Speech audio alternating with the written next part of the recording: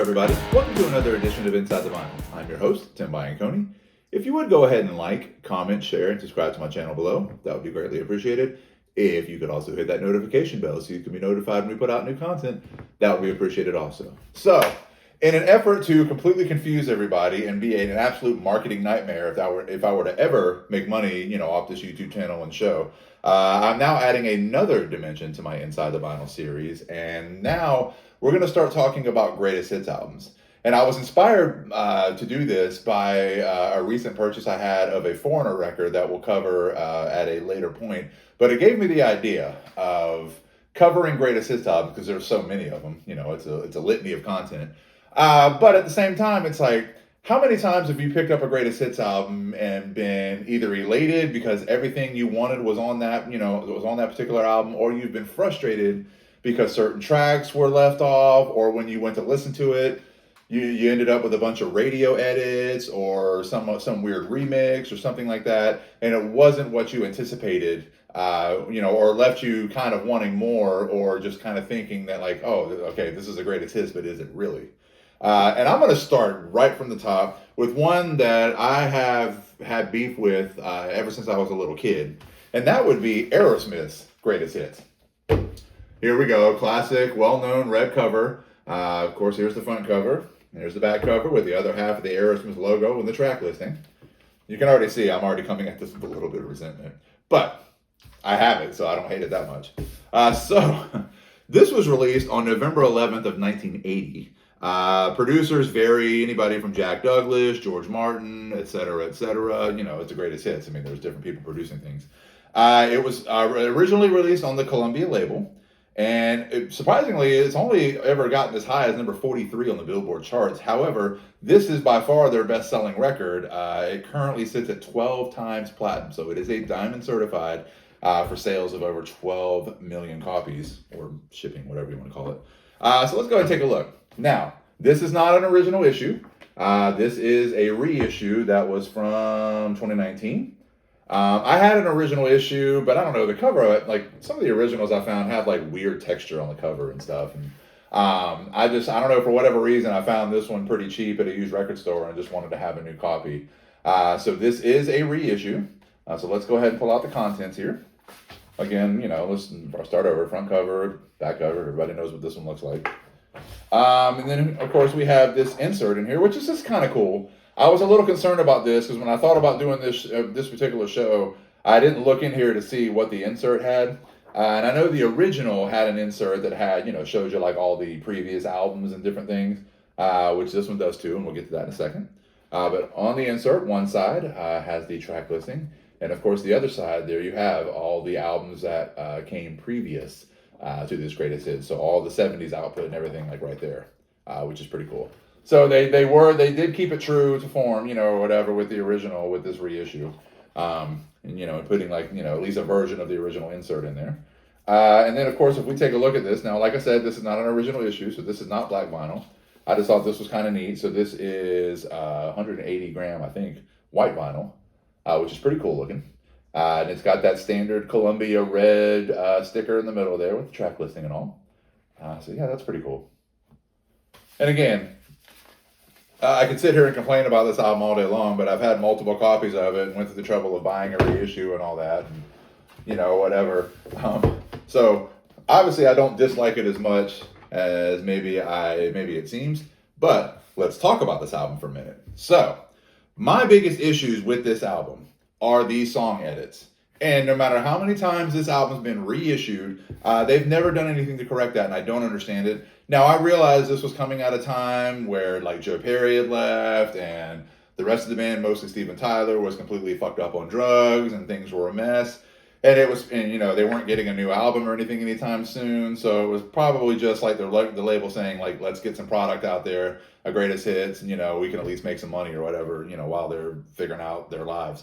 But that being said, like, there's only 10 songs on the album. Like, do we really need to play severely edited versions of songs? Now, I don't necessarily mean, like, I'm okay with Same Old Song and Dance not having as much as the opening riff or whatever. I can live with that. What I can't live with is when you have a song like Sweet Emotion that is basically like a three-part song. You have the opening bass intro, you have like the main core of the song with the lyrics and everything, and then of course you have the big solos and everything at the end. That is a three-part song, and all three parts of that are as iconic as the song is altogether.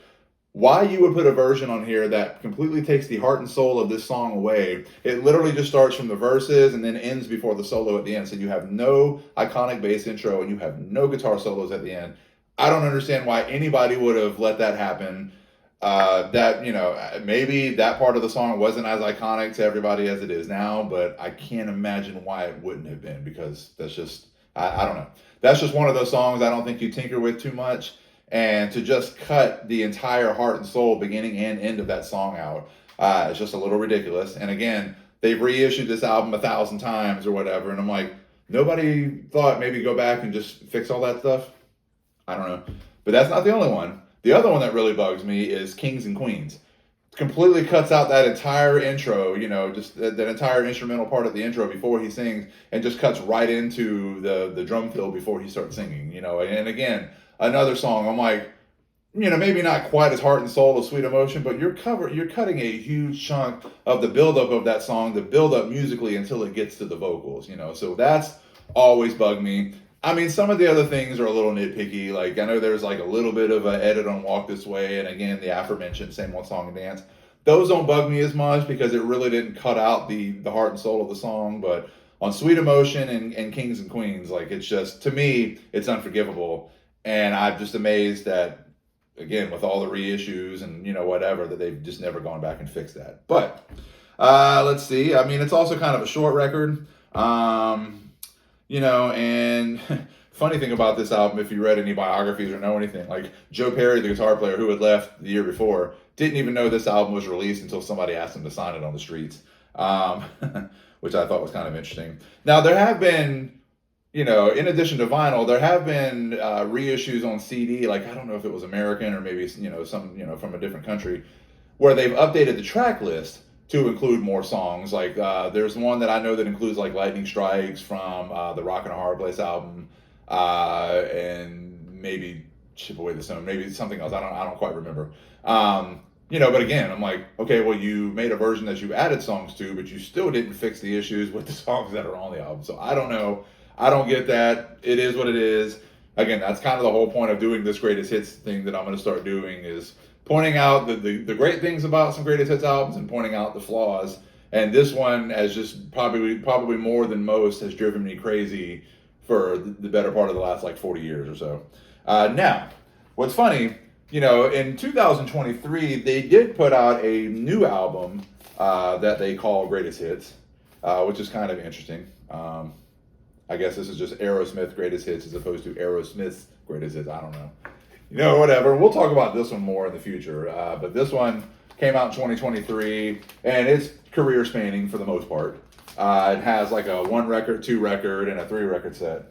But we'll talk about that more in the future. But again, yeah, they have made a new Greatest Hits, but it did nothing to resolve, what's going on with this particular Greatest Hits. So anyway, what do I know? This has sold $12 million or 12 million copies and hopefully made them a dump load of money, in the process. So what do I really know? I'm just somebody that just, is kind of nitpicky about those things and just can't understand how you take the heart and soul out of one of the most iconic songs in history. So, but anyway, check it out. I'm sure anybody that's watching this show either has a copy or has had a copy of this album at some point, because who hasn't?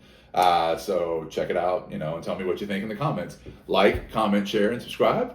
Hit that notification bell so you can be notified when we put out new content. I've got the rest of, what will soon be the rest of my Greatest Hits series, where we cover not only Greatest Hits, but also different compilations and some different things. Like, the next one I'm going to cover is another Aerosmith compilation, but it's a little different than this. Could be Greatest Hits, could be like a best of the rest kind of thing. Who knows? But check those out. I've got my Lost Classic series where we talk about albums that either didn't sell well or maybe have been forgotten over time that I feel like everybody should hear. Live albums where we discuss live albums from the 70s, 80s, 90s, and beyond. I've got some live coverage of some different concerts and festivals over the last several years. And I've got a couple of documentary style films I did for school. One about a local disc golfer friend of mine, and the other about the fire that took our home. And hopefully we'll be back in that home sometime later this year. Fingers crossed on that one. Like, comment, share, and subscribe, and we'll see you next time. Peace out.